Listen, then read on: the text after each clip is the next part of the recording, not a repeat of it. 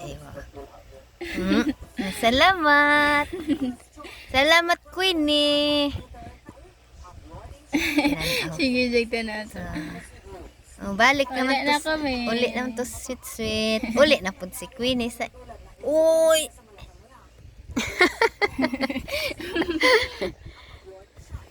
Uli na siya, me. Salamat, Queenie.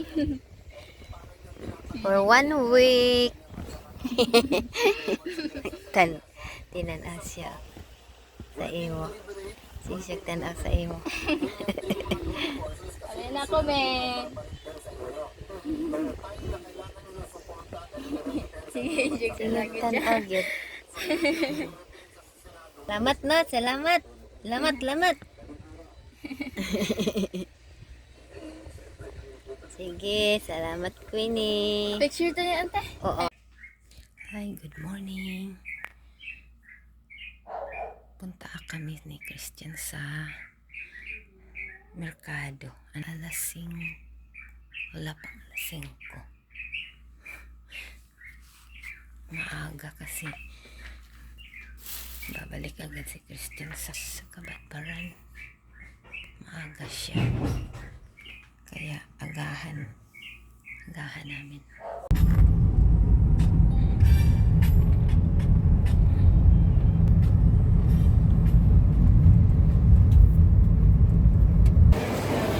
Yan ang binili ko. Tangigihon daw yan. Ito. Tangigihon. Hindi pa masyadong puno ang ano din.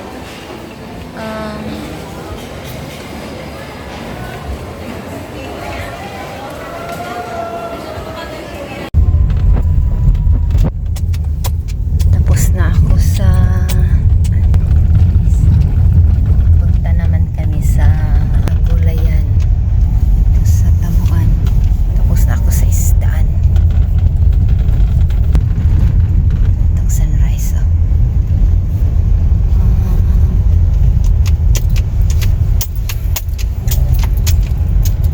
Kadumdum ka dyan, diri mag-agian sa una ang jeep. Mag-agian ang terminal na ano ng jeep. Tapos na. Nagdaguok na ko diyan. Natulog pa man ang driver.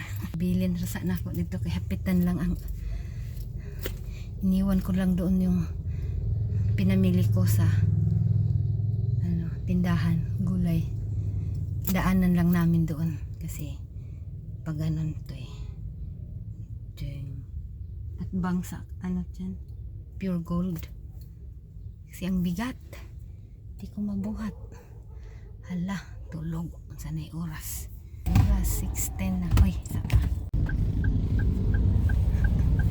bili na ng tinapay muna dyan sa Tres Marias.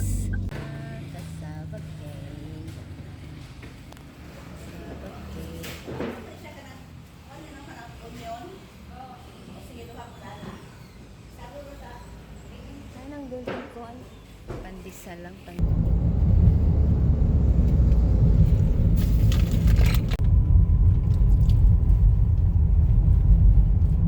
Dito na ako sa bahay.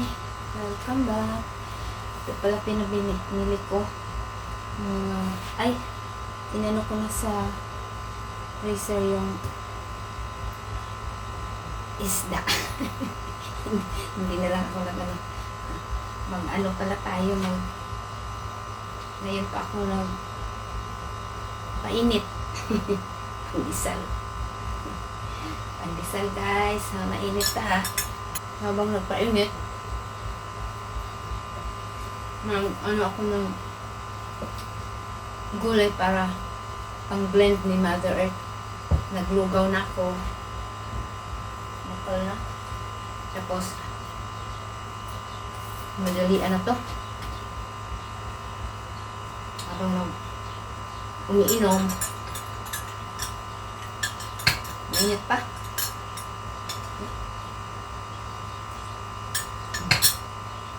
Habang umiinom, kumakain ng pandesal. Kung i-slice. Kasi niya mag bihis pa kay Mother Earth ng diaper. Ito palang pinamili ko.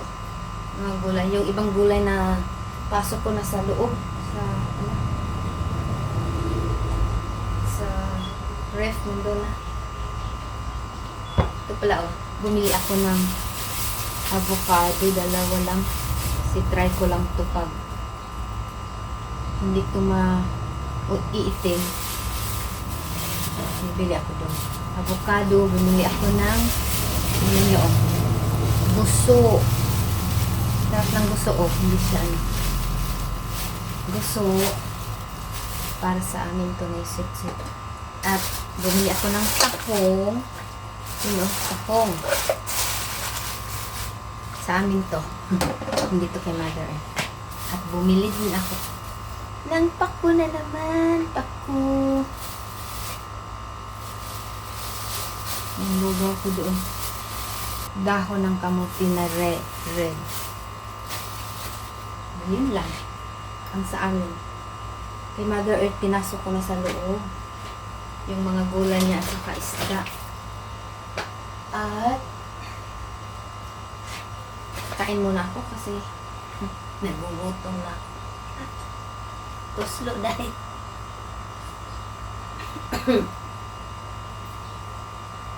Anong oras na?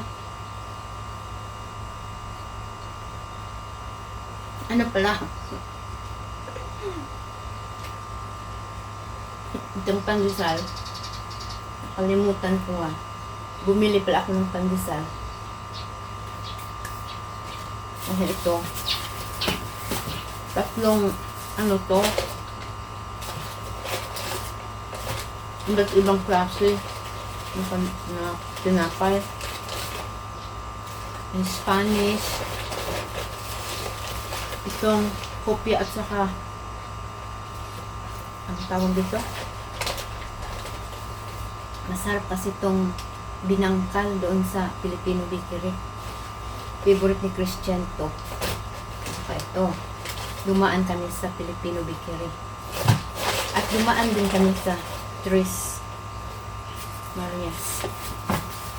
Natawa ako sa pandesal doon sa Baan, Tres Marias. Tingnan mo, ganito pala ang pandesal. Ang laki. So, akala ko, hindi pandesal. Sabi ko, gumanon si Christian kumain pa ganon. Tingin ko, hala! Iba yung, hala! Sabi ko, di na maong. Mali yan. Diyan. Sabi ni Christian, tarong kita ba? Basig din na ato. Imong nabitbit. Basig ipablatter ka. Baka daw ako ipablatter kasi baka nabit-bit ko daw. Hindi sa akin. Sabi ko, ako man lang yung doon. Tapos yung nasa likod ko, hindi pa man binigyan ng tinapay. Ako parang dalawa lang kami doon. Sabi ko, hindi. Nakalimutan kong bumili pala ako ng pandesal. Hindi ko alam, ganun kalaki. Iba kasi yung pandesal dito sa yung Kuya Joe na pandesal, yung malunggay. Yung maliit kasi yun. Nabaguan ko baga ko kaayo. Natawa ako kay Christian. Hala ka dita! Baka hindi sa'yo yan. Binit-bit mo. Bakit pag-blatter ka? Pag-blatter ka dyan. Natawa ako dyan. Ayun, ang laki talaga ng pandesal sa ano. Sabi ko pa, hala, hindi ako bumili niyan. Iba yung binili ko. Ganito palang pandesal nila na ngayon. Kasi yung pandesal nila noon, yung parang formang pandesal. Ngayon, ano na siya, yung parang burger bun. akala ko may ano sa loob. So sabi ko, wala, hindi sa akin yan. Yun lang. Saka yung lugaw ko.